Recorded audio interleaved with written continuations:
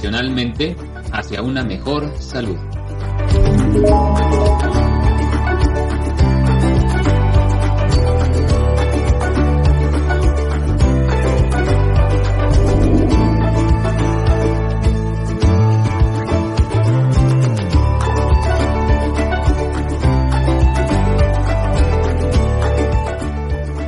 Disrumpiendo nutricionalmente hacia una mejor salud.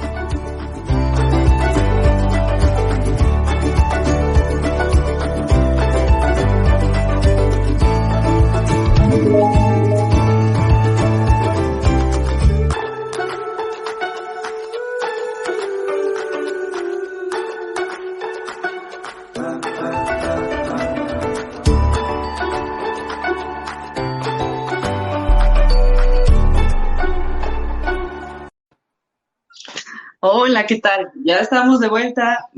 Tuvimos algunas fallas previamente de este lado en lo personal y fue por eso que regresamos en un nuevo video, pero ya estamos por aquí para continuar con el tema que justo les recuerdo, por ahí está el antecedente. Bueno, está con nosotros el maestro en nutrición clínica Carlos Herrera, excelente profesional de la nutrición clínica, nutrición deportiva también, y los pongo en contexto, estamos hablando de el síndrome metabólico. Entonces, maestro, recordando esta parte de las generalidades, quedamos entonces que son 4 principales componentes, ¿verdad?, del síndrome metabólico.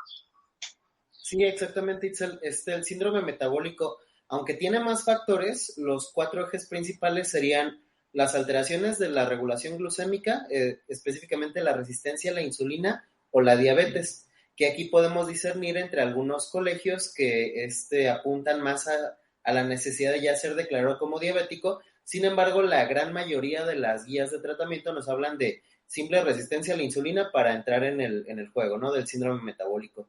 El sobrepeso y la obesidad, caracterizados principalmente por el componente de grasa corporal del paciente, y principalmente la grasa abdominal. Tenemos los problemas de regulación de presión arterial o las enfermedades coronarias. Y por último, la dislipidemia, ¿no?, las alteraciones de los valores de colesterol y triglicéridos. Además de esto, hay otros factores que forman parte de esta entidad. Por ejemplo, tenemos la presencia de microalbuminuria, alteraciones del filtrado glomerular, factores protrombóticos. En algunas manuales y guías ya se habla también de la insuficiencia venosa periférica como parte del mismo problema, y las alteraciones también de la capacidad cardiorrespiratoria del paciente. Por ejemplo, lo que podríamos encontrar en una espirometría, ¿no?, una disminución de la capacidad vital forzada, del consumo de oxígeno, además, que deberían, y la verdad es que sí deberían considerarse dentro de los criterios para esto. Sin embargo, sí, los 4 ejes principales serían el sobrepeso y la obesidad, la resistencia a la insulina, la hipertensión y la diabetes, y las dislipidemias, particularmente la resistencia a la insulina y el sobrepeso como las 2 ejes aún más marcados todavía dentro de todo el conjunto de guías que encontramos. Ok, y sí vemos sobre todo lo que comenta, maestro, cómo es que la resistencia a la insulina es esta entidad sumamente compleja por sí sola que desencadena un montón de cuestiones metabólicas, no solamente la propia diabetes como tal, sino justo siendo un componente primario de la parte del síndrome metabólico. Y qué compleja es a nivel hormonal, incluso a nivel de cómo se maneja esta parte del tejido adiposo.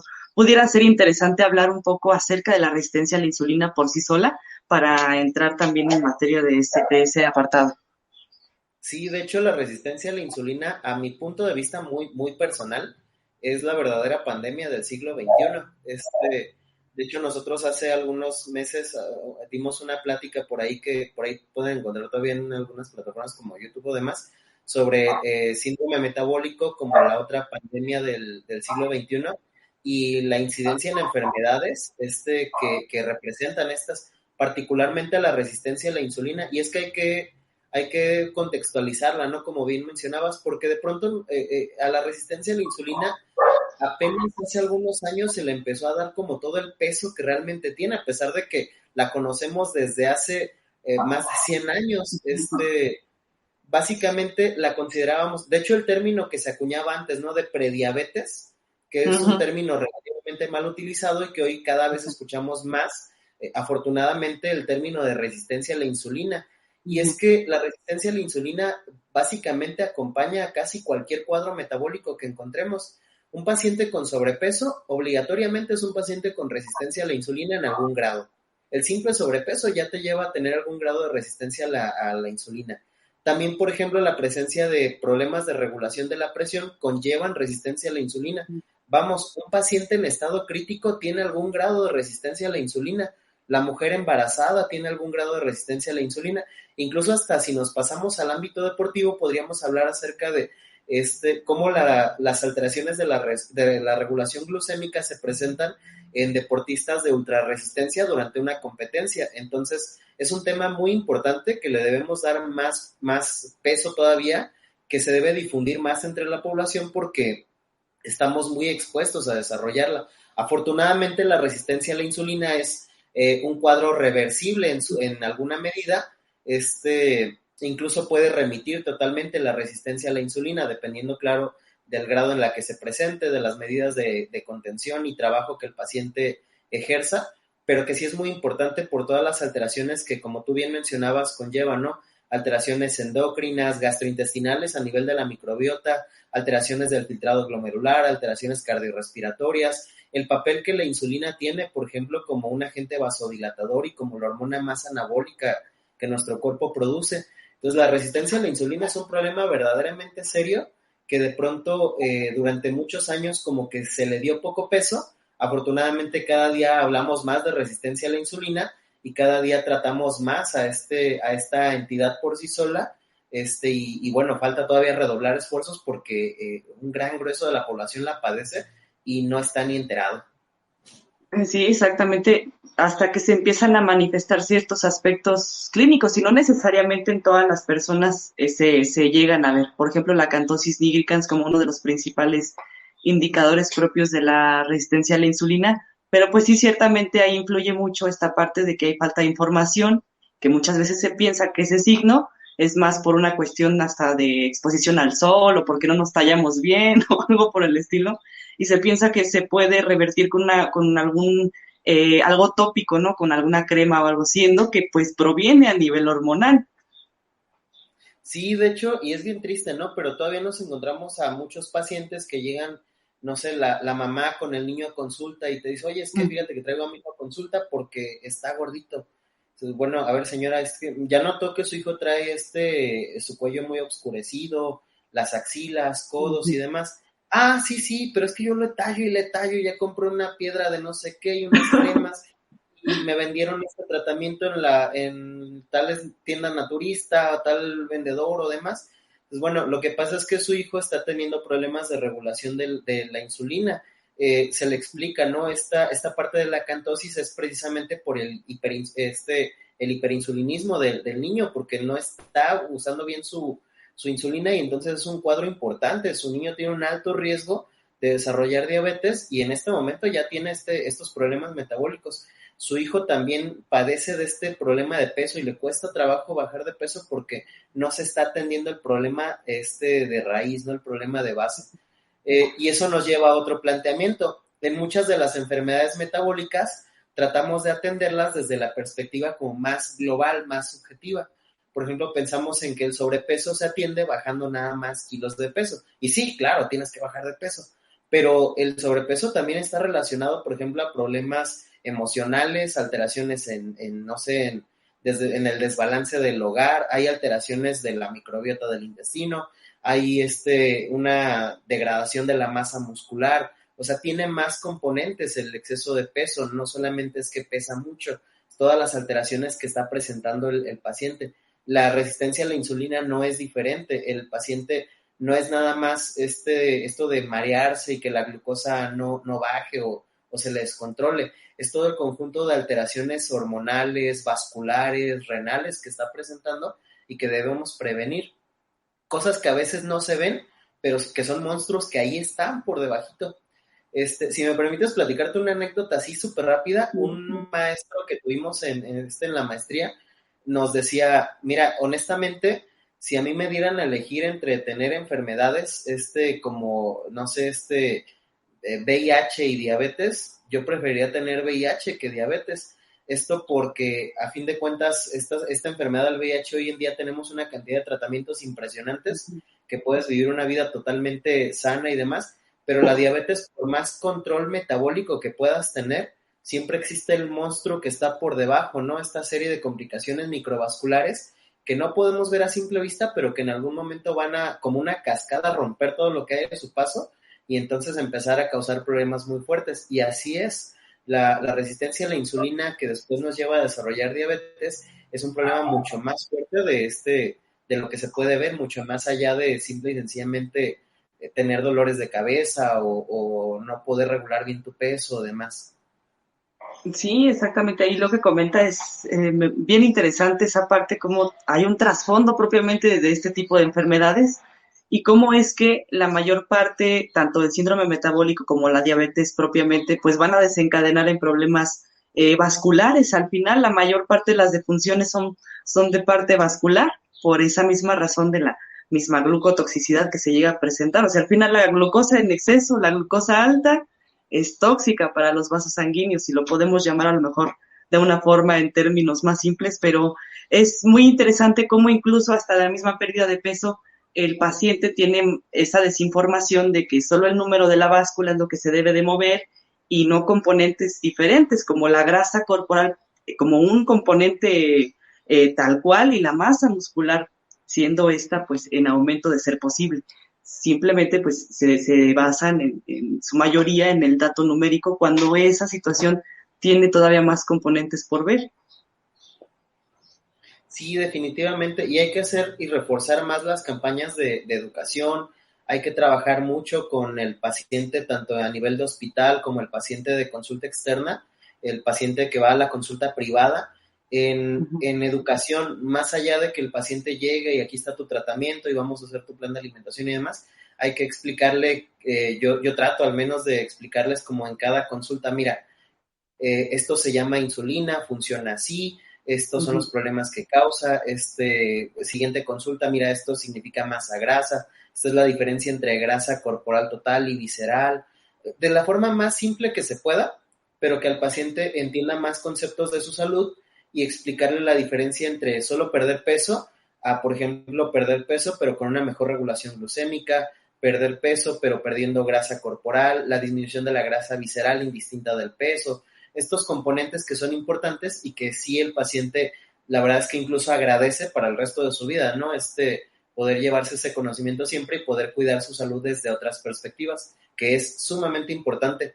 Nosotros tratamos de decirle siempre al paciente, mira, el objetivo no es solamente que logres tu resultado aquí en consulta, el objetivo es que ya no tengas que regresar jamás a la consulta, que tú puedas cambiar tus hábitos además, pero que tú también sepas mantener control de tu salud, que tú puedas interpretar, por ejemplo, pequeños estudios, nada más cosas básicas de tus estudios, entendiendo pues que el paciente no puede volverse profesional de la salud como tal, pero sí entender detalles básicos de su salud para que él siempre pueda mantener ese controlcito y se le facilite más su cuidado a futuro.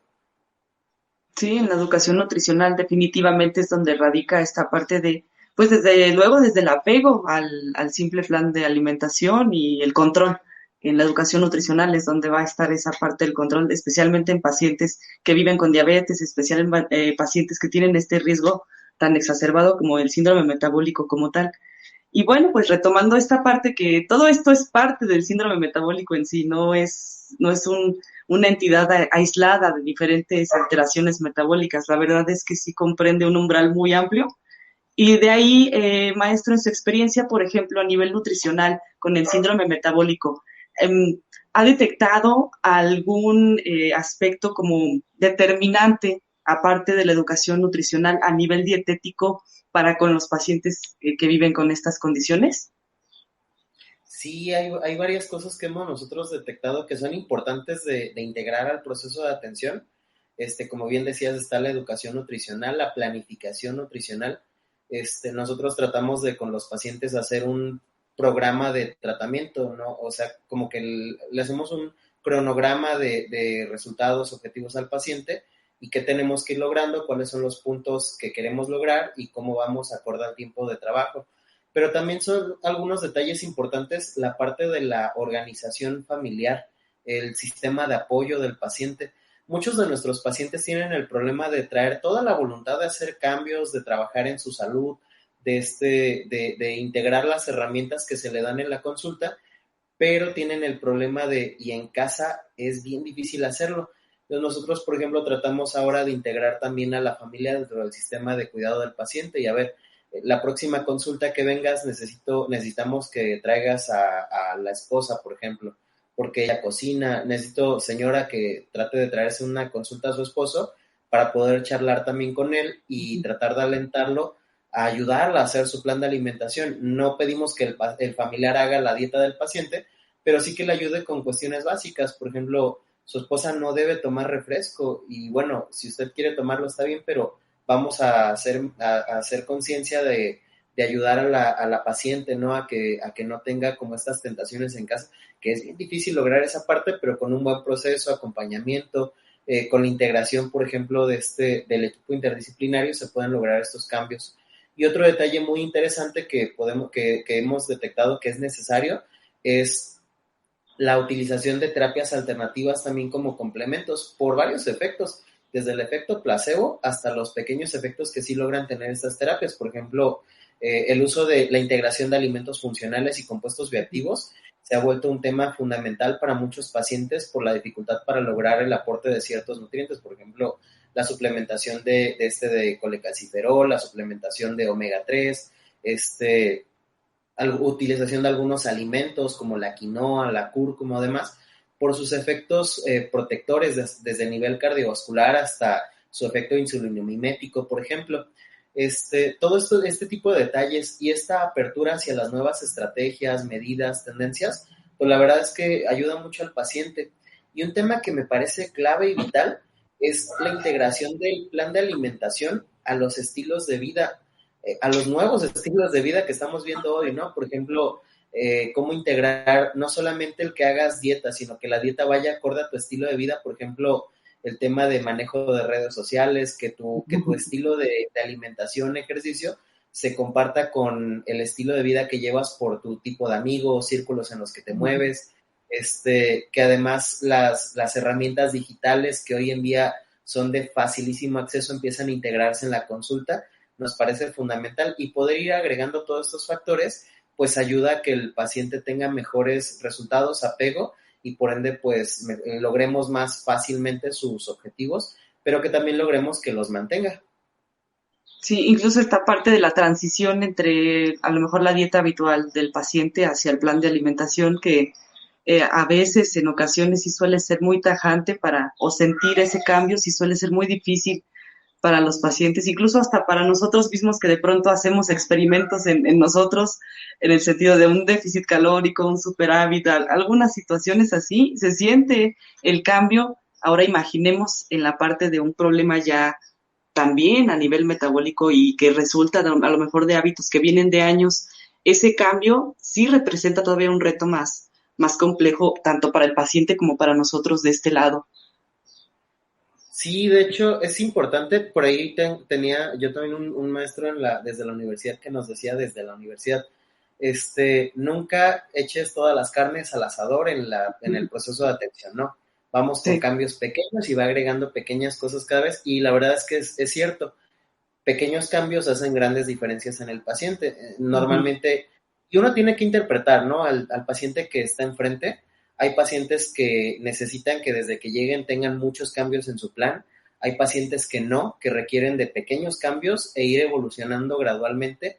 Hay pacientes que requieren instrucciones muy complejas o muchas instrucciones, y hay pacientes que nada más necesitan 1 o 2 instrucciones y con eso es más que suficiente para lograr buenos cambios.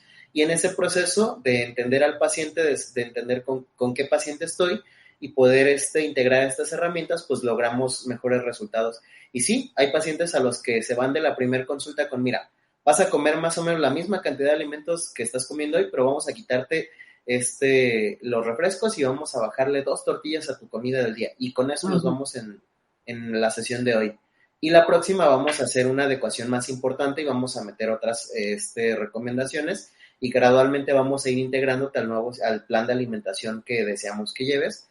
Vamos a hacer un proceso de transición. Por ejemplo, necesitamos que hagas alimentaciones, por ejemplo, volacto-vegetarianas, basadas en plantas o demás, no vamos a pasar de un día a otro a esto, ¿no? Vamos a hacer transición, vamos bajando gradualmente la frecuencia de consumo de alimentos de origen animal y pasándote a otro estilo dietético.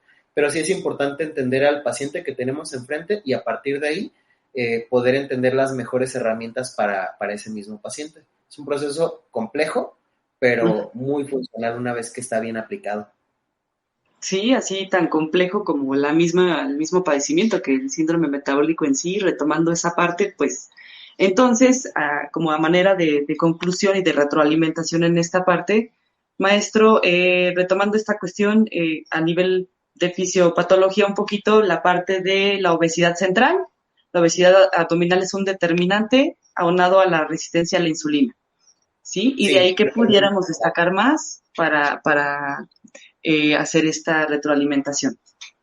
Bueno, determinantes claves, como bien mencionaba, sería la obesidad central. En general se considera toda la obesidad, ¿no? Como parte del síndrome metabólico, pero cobra más relevancia la obesidad visceral, la grasa visceral, el exceso de grasa visceral, porque además se ha comprobado que la grasa visceral es la que más tendencia tiene a depositar triglicéridos y elevar la concentración de triglicéridos en sangre. Además es la que más riesgo cardiovascular y cardiorrespiratorio ejerce. Un paciente con demasiada grasa visceral desarrolla complicaciones respiratorias, disnea, apnea, entre otros problemas más. Y está la resistencia a la insulina.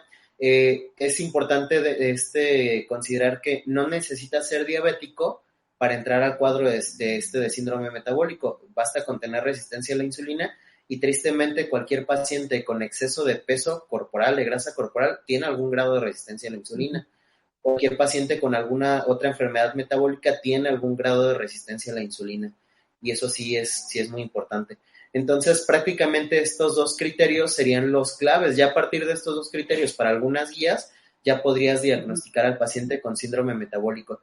Y después es importante estar vigilando la regulación de la presión arterial, la regulación de la frecuencia cardíaca, la tolerancia al esfuerzo, la tolerancia cardíaca al esfuerzo. Normalmente se recomienda hacerle pruebas de esfuerzo al paciente, por ejemplo, hay pruebas sencillas, pruebas de caminata, por ejemplo, de 6 minutos, con medición de la frecuencia cardíaca al final y el tiempo de recuperación, para determinar que el paciente todavía tiene una buena capacidad de recuperación ante el esfuerzo medio. No necesitan hacerle pruebas tan grandes al paciente para determinar que ya hay alteraciones de este tipo. Y por último tenemos la dislipidemia, que bueno, ¿no?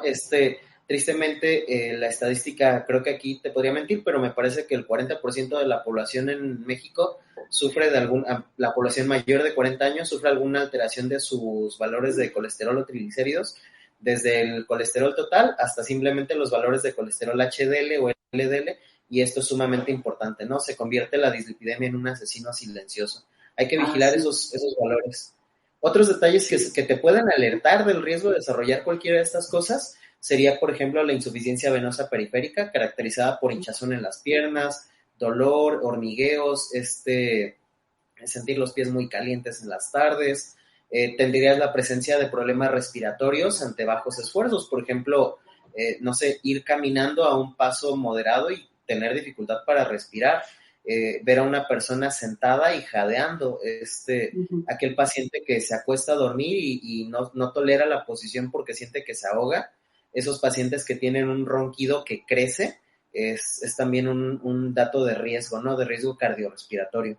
Entre otros muchos factores más que nos pueden ir alertando sobre esto, pero en esencia en la población mexicana, cualquier excedente de peso, las ganancias de peso, nos alertan del riesgo de todas estas enfermedades. Y ya de ahí es un paciente que tiene que empezar a aplicar medidas de cuidado.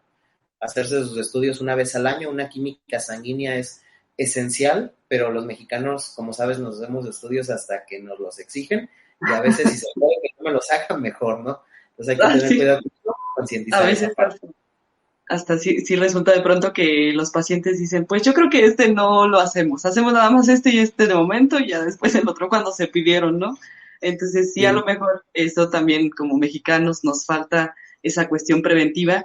Y ahí también como nutriólogos también la parte del perímetro de cintura es un dato muy relevante ya a nivel de antropometría. Como decíamos al principio, pues no solamente el peso, sino más componentes que puedan apoyar esta situación sería excelente tenerlos en cuenta. Y para que el paciente también vaya viendo sus cambios, incluso hasta a nivel de su ropa, él mismo se va a dar cuenta cómo va manifestándose de forma física, a lo mejor no tanto numérica, pero sí cualitativa, y todo eso es un motivante más para el paciente. Sí, encontrar datos que el paciente pueda él mismo ir monitorizando, entendiendo, se vuelve sumamente importante. Mencionabas la circunferencia de cintura. Yo creo que antropométricamente, al menos en la consulta clínica, es un dato súper infravalorado, pero súper importante. Vamos, la circunferencia de cintura te da muchísimo panorama para entender al paciente. A veces sabemos que los pliegues no son viables por características de cómo se presenta el paciente, el mismo paciente, por ejemplo, porque a veces no hay validación de toma de algunos pliegues o fórmulas para ciertos pacientes, como el adulto mayor. Pero la circunferencia de cintura es un dato que tiene una evidencia impresionante, que tiene varios índices que le podemos sacar, el índice cintura-cadera, cintura-talla. Hay unas tablas de la ADA, por ejemplo, que nos comparan la cintura contra el índice de masa corporal. La simple medición de la circunferencia por sí sola ya es un dato súper interesante que nos da muchísimo para explicarle al paciente y que el paciente también se puede hasta estar como comparando, ¿no? Incluso tú mencionabas por ahí lo de la ropa, nosotros hacemos hasta el ejercicio de guárdese un pantalón de los primeros que trajo consulta y ese lo va a usar usted de referencia y se va a ir checando cómo le va quedando ese pantalón en contraste contra lo que vamos logrando, y ese va a ser un punto de referencia para usted. Y la verdad es que sí, es bien interesante porque tenemos muchas herramientas a la mano. Hay que buscarle cuáles son las mejores para cada paciente e integrarlas, y podemos lograr grandísimas cosas con estos pacientes. Sí, maestro, no, pues de verdad que es una plática bien completa en este sentido. Falta mucho a lo mejor por revisar porque es un tema muy complejo, pero como decimos, pues en realidad es asentar algunas bases como tal de la enfermedad o del padecimiento, en este caso que es un síndrome. Y la verdad, un gusto, maestro, escucharlo siempre, aprender de usted en este sentido, y más en un episodio tan importante, cumpliendo un año, ahí con algunas fallitas técnicas, pero en realidad lo importante es el contenido y en general lo que se expresa ya a nivel para los que nos ven y nos escuchan, que a su vez quiero agradecerles también, y de parte del licenciado Ledesma, con quien de pronto estamos intercalándonos en los episodios, pues agradecer esa aceptación, esa parte de que las personas que nos acompañan, profesionales como ustedes también, el aporte que tienen para otros, y en este caso que aprendemos muchísimo, pues la verdad también es algo muy gratificante, maestro. Entonces, pues no me queda más que agradecerle. ¿Algún comentario que quiera decirnos ya para concluir este episodio? Pues nada más agradecerles primero por la invitación, y más aún por la invitación a un programa tan especial como es su primer año al aire. La verdad, muchas felicidades por el proyecto, es súper interesante, súper importante, muy agradable, un proyecto diferente, que creo que no solamente le sirve a los estudiantes, a los colegas, sino también a los pacientes. La verdad es que es un esfuerzo muy padre el que están haciendo. Muchas felicidades, ojalá que sigan con más tiempo, que festejen los 2, 3, 10 años del proyecto, porque está muy padre. Les agradezco por la invitación, y pues aquí estamos también para apoyarles. Gracias, sin duda estaremos invitando en algunos otros temas que también van a quedar pendientes con usted. Nos gustaría platicar de algunos otros temas también relacionados que creemos muy interesantes, y sería un gusto que volviera a acompañarnos en algún otro episodio, maestro. Pues claro, bueno, entonces no me queda más que despedirme, agradecerles nuevamente. De momento el día de hoy es todo. Nos vemos el próximo martes con un episodio más, la NutriCharla. Muchas gracias, maestro, nuevamente, y buenas noches. Gracias, buenas noches.